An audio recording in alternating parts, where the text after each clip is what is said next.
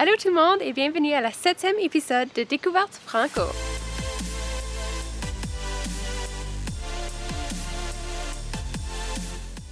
Cette semaine, je vous fais découvrir une artiste visuelle de par chez nous. C'est quelqu'un que j'admire beaucoup en tant qu'artiste visuelle, mais aussi en tant que personne. Elle est super créative et talentueuse et j'ai le grand plaisir de vous la faire découvrir. La découverte de cette semaine est Ginette Pelletier.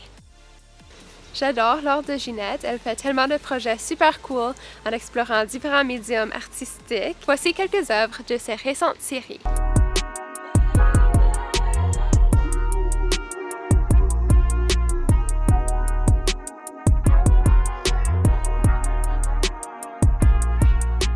On est super chanceux car cette semaine, on a Ginette elle-même qui va nous parler un peu de son parcours artistique et du nouveau projet artistique sur lequel elle travaille présentement. Mon nom est Ginette Pelletier, je suis une artiste visuelle et j'habite Midland.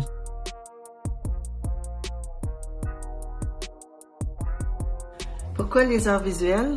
J'ai toujours été passionnée par la couleur, par les lignes, par l'art visuel en tant que tel. Et j'ai un talent qui me permet de pouvoir m'exprimer de cette manière-là. Je suis surtout dessinatrice et illustratrice, quoique je fais un petit peu d'art abstrait, mais ma passion, c'est pour l'illustration. Mon cheminement artistique, j'ai toujours dessiné, j'ai toujours colorié depuis que je suis toute petite. Mais j'ai commencé à y penser vraiment sérieusement après le cégep, quoique j'ai pas poursuivi cette carrière-là à ce moment-là.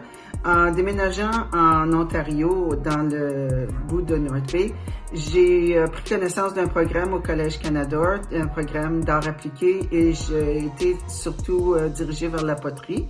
Donc, j'en ai fait pendant au-dessus de 4 ans.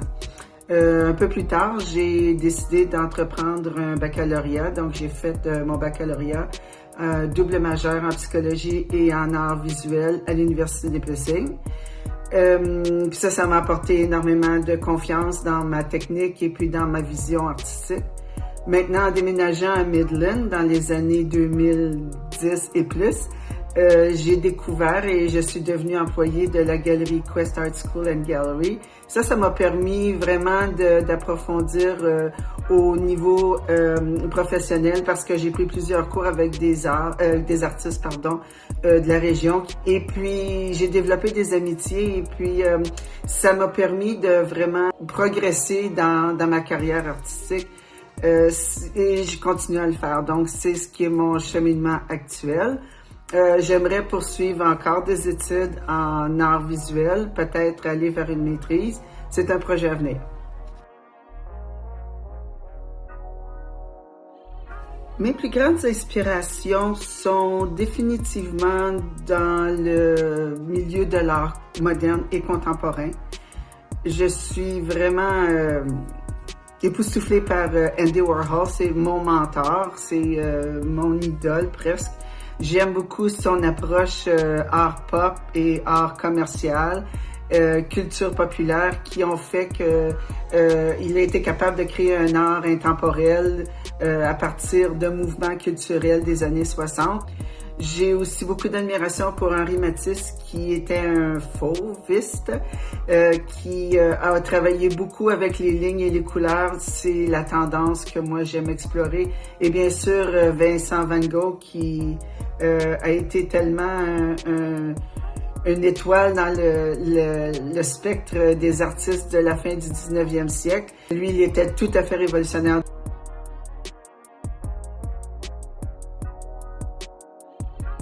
Le projet sur lequel je travaille présentement fait partie d'un projet international qui s'appelle 100 Day Project. C'est un projet qui demande aux artistes qui y participent de produire une œuvre par jour pendant 100 jours en non-stop. Moi, j'ai comme thème utilisé les arbres.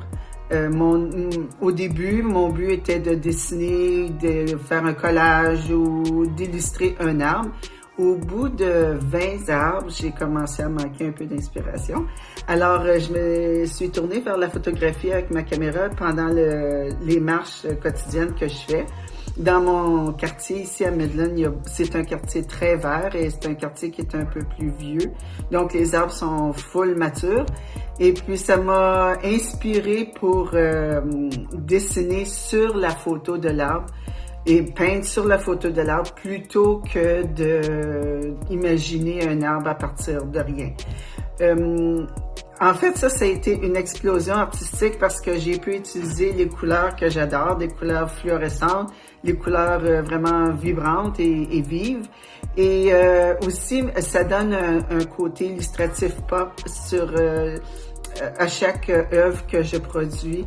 Donc, c'est vraiment une explosion pour moi, puis ça me donne l'opportunité de penser où je vais aller après cette série-là. Donc, j'arrêterai pas de faire de la production. Je vais probablement arrêter de faire des arbres.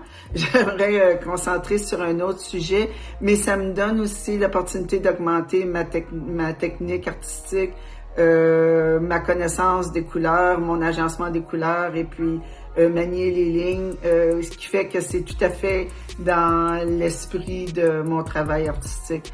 J'espère que vous avez bien aimé cette découverte franco. Je vous invite à aller visiter le site web de Ginette et aussi d'aller suivre sa page d'artiste sur Instagram où vous trouverez beaucoup d'autres contenus artistiques.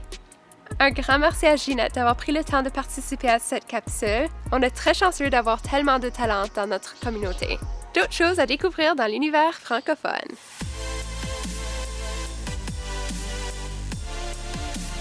À jeudi prochain!